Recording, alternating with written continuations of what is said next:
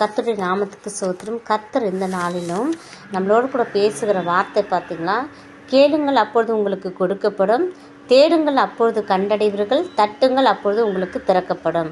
ஆமாம், யார் ஒருவன் கேட்குறானோ அவன் தான் பெற்றுக்கொள்வான். எப்படி எல்லாத்தையும் கேட்டு பெற்றுக்கொள்ளலாமா? இல்லை, தேவனிடத்தில் அவன் கேட்கும் போது அவன் பெற்றுக்கொள்கிறவனாக இருக்கிறான். ஒரு ஆண்டவர் கூட பார்த்திங்கன்னா ஜெபம் பண்ணிவிட்டு திரும்பி வரும்போது ஒரு சீஷன் கேட்பார், ஆண்டவரே, யோவான் தன் சீஷனுக்கு ஜெபம் பண்ணி போதித்தது போல் நீங்கள் எனக்கு போதித்தரலங்க.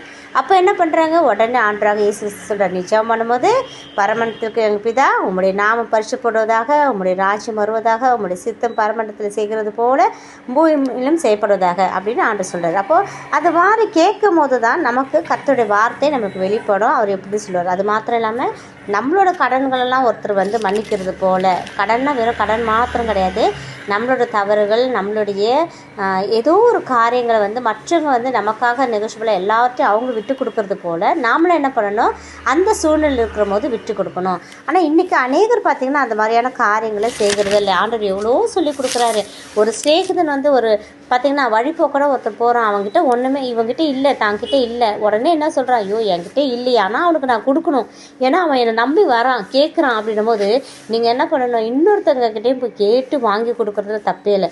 அதுக்காக நீங்கள் போயிட்டு கொடுக்க மனம் இல்லாதவங்ககிட்ட கேட்டு வாங்கி கொடுத்தாலும் தவறு, ஒரு கஞ்சங்கிட்ட கேட்டு வாங்கினாலோ இல்லை வட்டிக்கு விட்டு அநியாயமாக சம்பாதிக்கிறவங்ககிட்ட வாங்கி கொடுத்தாலும் வேஸ்ட்டு தான். அவங்க யாரும் கொடுக்க மாட்டாங்க, உங்கள்கிட்ட இல்லைன்னு சொல்லுவாங்க. ஆனால் நமக்கு தெரியும் இல்லை, கர்த்தர் பிள்ளைங்க நல்லவங்க யார் என்னன்னு தெரியும். அவங்கக்கிட்ட கேட்டு, அப்பா இவங்க கேட்குறாங்க, இவங்களுக்காக நீங்கள் கொடுப்பீங்களா? இன்றைக்கி கூட பார்த்திங்கன்னா அநேக ஊழியத்தில் என்கிட்ட இருக்கிற வரைக்கும் நான் என்ன பண்ணுவேன், கொடுப்பேன். என்கிட்ட இல்லாத பட்சத்தில் என்னை ஒருத்தவங்க கேட்டுட்டாங்கன்னா நான் உடனே என்ன பண்ணேன், ஐயோ ஆண்டவரே என்னை கேட்டுட்டாங்க, இது என்ன எனக்கு சோதனைன்னு சொல்லிட்டு நான் என்ன பண்ணுவேன், என்னோடய ஜெபக்குழுவில் என்னோடய ஜனங்கக்கிட்ட நான் கேட்பேன், உங்களால் யாரால் உங்களுக்கு முடியுமோ நீங்கள் கொடுங்க, நான் எல்லாரையும் கட்டாயப்படுத்தலை அப்படின்னு. நிறையலாம் கிடையாது, ஒரு 100 ரூபாய் 200 ரூபாய். ஆனால் அதை நான் கலெக்ஷன் பண்ணி என்ன பண்ணுவேன்னா அநேகருக்கு ஊழியத்துக்கு நான் கொடுப்பேன். அப்போ பார்த்திங்கன்னா நான் நிறைய டைம் அவங்ககிட்டே சொல்லுவேன், என்கிட்ட இருக்கிற வரைக்கும் நான் கொடுப்பேன், என்கிட்ட இல்லாத பட்சத்தில். ஏன்னா 1-2 பேர்னா பரவாயில்ல, நிறைய பேர் கேட்கும் போது அப்போ நம்ம உதவி செய்யலாம். ஏன்னா நமக்கு ஒரு 100 ரூபாங்கிறது ஒரு ஆட்டோ ஃபேர் மாதிரி தான் இன்றைக்கி ஆகிப்போச்சு இல்லை. ஏன்னா முந்திலாம் ஒரு சின்ன சின்ன விஷயத்துக்குலாம் நம்ம என்ன பண்ணுவோம், 100 ரூபாங்கிறது பெரிய விஷயமா இருந்தது. ஆனால் இன்றைக்கி எல்லாருமே பார்த்திங்கன்னா ஒரு ட்ராவல் சும்மா இங்கேருந்து பக்கத்தில் போகணுன்னா கூட ஒரு அந்த ஆட்டோ ஃபேர் அவ்வளோ 100 200ன்னு இருக்குது. ஸோ நான் அப்படி தான் சொல்லுவேன், ஒரு நாள் பஸ்ஸில் கூட போகலாம், நம்ம தப்பு கிடையாது. அந்த பஸ் ஃபேர் போடுற காசுக்கு நம்ம அந்த ஆட்டோ ஃபேரை எடுத்து கொடுத்து உதவி செய்யலாம். ஏன்னா நமக்கு அது ட்ராவலு, ஆனால் இன்னொருத்தவங்களுக்கு வாழ்க்கையை ட்ராவல் பண்ணுறது, அவங்களுக்கு அதுக்கு போச்சிருமா, அவங்க சாப்பிட்றதுக்கு அது உதவும், இல்லை அவங்களுக்கு ட்ரெஸ்ஸுக்கோ இல்லை அவங்களோட தேவை ஹாஸ்பிட்டல் மாத்திரைக்கோ, அந்த மாதிரி நமக்கு பயணம் செய்கிற ஒரு காரியம் இன்னொருத்தருக்கு அது தேவையான பயணத்துக்காக அது உபயோகப்படும்.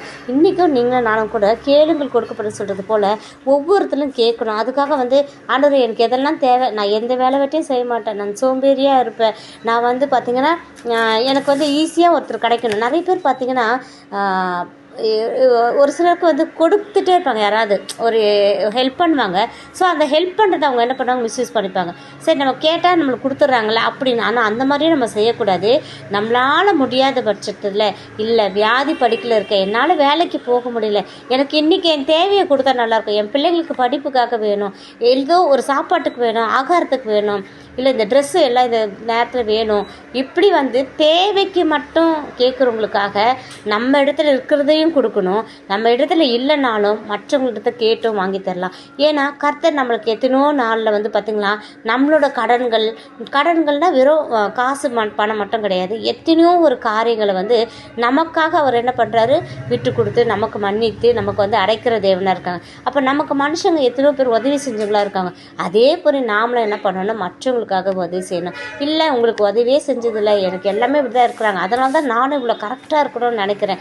இல்லை, நீ எப்படி இந்த மனம் கசந்தையோ அதே போல் இன்னொருத்தவங்க உன்னை பார்த்து மனசு கஷ்டப்பட்டுறக்கூடாது. நாம் அதை தான் நம்ம யோசிக்கணும். இல்லைப்பா நான் கரெக்டாக தான் இருப்பேன், ஏன்னா நான் எல்லாருக்கும் உதவி செஞ்சேன், எல்லாம் செஞ்சேன், ஒருத்தருமே ஒரு நன்மையும் இல்லைப்பா அப்படின்னு நீங்கள் சொன்னீங்கன்னா நாளைக்கு உங்களை பார்த்து இன்னொருத்தவங்க என்ன சொல்லுவாங்க, உங்களை மாதிரி உள்ள குணம் உள்ளவங்க, ஐயோப்பா நான் இவங்களுக்கு உதவி செய்ய மாட்டேன், இவங்க அவ்வளோ கரெக்டாக இருக்காங்களேன்னு நமக்கு அது மேலே வரும். ஸோ நமக்கு கர்த்தர் கொடுத்த கொடுத்தது இரக்கமுள்ள குணத்தை கொடுத்துருக்காரு. அவரை போல தான் நம்மளை இன்றைக்கும் வாழ சொல்கிறாரு. ஸோ அவரை போல் இரக்கமாக இருக்கணும். நீயோ கடன் கொடுப்பாய் கடன் வாங்காது இருக்கிறது போல் நம்ம என்ன பண்ணோன்னா மற்றவங்களுக்கு கேட்கும் போது நம்ம கையில் இருக்கிறத நமக்கு கொடுக்கணும்.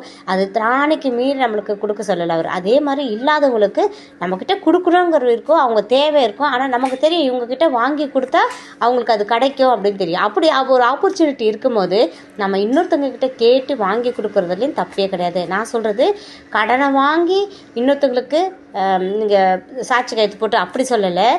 தேவை இருக்கும் போது ஒரு ஏழைங்களுக்கு உதவி செய்யணும். ஏழைன்னு சொல்கிறது வெறும் புவர் பீப்புள் மட்டும் கிடையாதுங்க. இன்றைக்கி மிடில் கிளாஸ் தான் உண்மையிலேயே ஏழைகள்.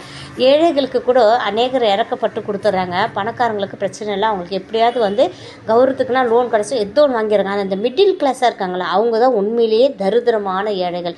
அவங்க எதையுமே அவங்களுக்கு யாரும் ஹெல்ப் பண்ணவே மாட்டாங்க. இவங்களுக்கு என்ன, அவங்க வேலைக்கு போகிறாங்க, எல்லாம் கரெக்டாக இருக்காங்க, அவங்களுக்கு எல்லாமே கிடைக்கும் அப்படிங்கிறது மனப்பக்குவமாக இருக்கும் அநேகருக்கு. ஸோ இன்றைக்கி பார்த்திங்கன்னா அப்படியேப்பட்டவங்களுக்கு கூட சரி நம்மளா கூப்பிட்டு கேட்கணும், என்ன சிஸ்டர் உங்களுக்கு பிரச்சனையா, ஆனால் உங்களோட முகம் வாடி போயிருக்குன்னு சொல்லி நம்ம கேட்கணும். இல்லையா அவங்க கேட்குறாங்க அவங்க நம்மளால் முடிஞ்ச உதவியை நமக்கு கர்த்தர் எப்படி செஞ்சாரோ அதே மாதிரி நம்ம செய்யணும்.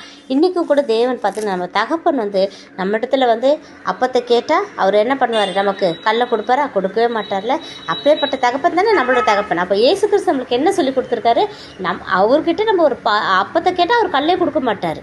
அப்படிப்பட்ட தேவனிடத்தில் வளர்ந்த பிள்ளைங்க, அப்படிப்பட்ட பிறப்பில் கிறிஸ்துவெல்லாம் பிறந்த நாமளும் அவர் வழியில் தான் நம்ம நடக்கணும்.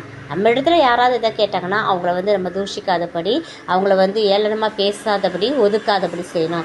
இன்றைக்கும் அநேகர் பார்த்திங்கன்னா ஆளுக்கு ஏற்ற மாதிரி தான் பழகுவாங்க, ஆளுக்கு ஏற்ற மாதிரி தான் கொடுக்குறதுலையும் செய்வாங்க. நாம் அப்படிப்பட்டவங்களாம் இருக்கக்கூடாது.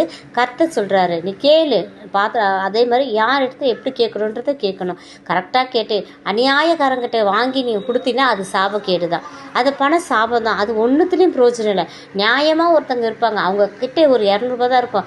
சிஸ்டர் ஒரு 100 ரூபா கொடுக்குறீங்களா, இவங்க கேட்குறாங்க என்கிட்ட, உங்களுக்கு நாளைக்கு கொடுத்துறேன்னா அந்த கஷ்டப்பட்ட காசில் 100 ரூபா கொடுக்குறாங்க பார்த்தீங்களா, அதுதான் பிளெஸ்ஸிங்ஸ், அதுதான் ஆசீர்வாதம். உண்மையும் உத்தமமாக இருக்கிறத தான் நம்ம அதில் கூட பார்த்து செய்யணும். அதனால தான் நம்ம கேட்குறவங்க யார், நம்ம ஸ்நேகிதன்கிட்ட கேட்கணும். ஸ்நேகிதன்றது நமக்கு தெரியல, அவன் அன்பு, அவனை அன்பா ஸ்நேகிப்பா, நமக்காக உயிரே கொடுப்பான், அவனுக்கு தெரியும், நம்மளோட எல்லா கேரக்டரும் அவனுக்கு தெரியும். ஸோ அதனால தான் ஸ்நேகிதன் அநேக இடத்துல நம்ம வாசிக்கிறோம். ஸோ ஸ்நேகிதங்கிறது என்னது, ஒரு அன்பு, பரிபூர்ணமான அன்பு. ஸோ அந்த ஸ்நேகிதன்கிட்ட நம்ம கேட்கும் போது அவன் என்ன பண்ணுவான், அர்த்த ராத்திரியாக இருந்தாலும் நம்ம உதவி கேட்டால் அவன் கொடுக்க பார்ப்பான்.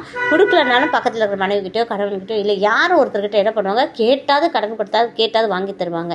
ஸோ இன்றைக்கும் நீங்களும் நானும் என்ன பண்ணணும், அதே ஆண்டவர் கொடுத்த ஸ்நேகிதத்தோடு இருந்து இன்றைக்கும் ஒவ்வொருத்தரும் வெறும் உலகப்பிரமான ஸ்நேகிதமாக இல்லாமல் தேவனோட ஐக்கியத்தில் ஸ்நேகிதமாக, எனக்கு தெரிஞ்ச வார்த்தையை உங்களோட இடத்துலையும், எனக்கு தெரிஞ்ச ஜபத்தை உங்களிடத்துலையும், எனக்கு தெரிஞ்ச பாடல்களை உங்களிடத்துலையும், ஒருவருக்கொருவர் தேவனுடைய வார்த்தையை வளர்க்குறதுலையும், தேவனுடைய நாமத்தை வளர்க்குறதுலையும், அவரோட மகிமையை வளர்க்குறதுலையும் நம்ம சிநேகிதமாக இருப்போம். கர்த்தர் தாமே இந்த நாளையும் இந்த வார்த்தையை ஆசீர்வதிப்பாராக. ஆமேன்.